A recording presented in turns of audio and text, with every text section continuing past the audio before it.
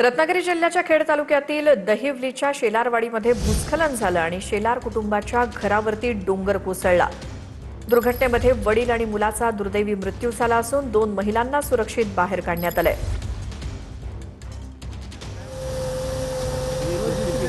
रत्नागिरी जिल्ह्यातल्या खेड तालुक्यामध्ये दहिवलीच्या शेलारवाडीमध्ये भूस्खलन होऊन एक घर संपूर्णपणे या ढिगाऱ्याखाली गाडलं गेलं। 2 महिलांना सुखरूप वाचवण्यात यश आले, मात्र 2 व्यक्तींचा मृत्यू झालाय। आणखी एक मोठी बातमी, लोणावळ्यामध्ये रिसॉर्ट परिसरामध्ये भूस्खलन झालं आणि एकाचा मृत्यू झालाय। एक जण अद्याप ढिगाऱ्याखालीच अडकल्याची भीती आहे। परिसरात सुरू असलेल्या पावसामुळे बचाव कार्यात मोठे अडथळे येत आहेत। बचाव कार्य तात्पुरतं थांबवण्यात आलंय। जुना खंडाळा इथल्या नॉर्थ पॉइंट आणि 360 रिसॉर्ट या परिसरात मध्यरात्री अचानक भीषण असं भूस्खलन झालं आणि ही धक्कादायक घटना घडली आहे।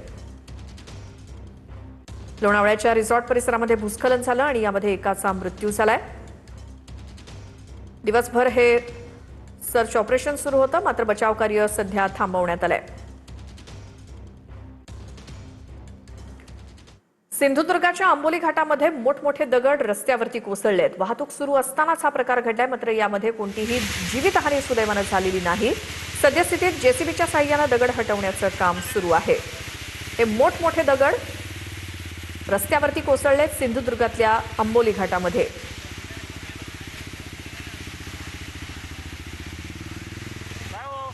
तर पुरंदरच्या डोंगरपट्ट्यामध्ये जोरदार पाऊस बरसतोय। मुसळधार पावसामुळे कऱ्हा नदी दुथडी भरून वाहतीये।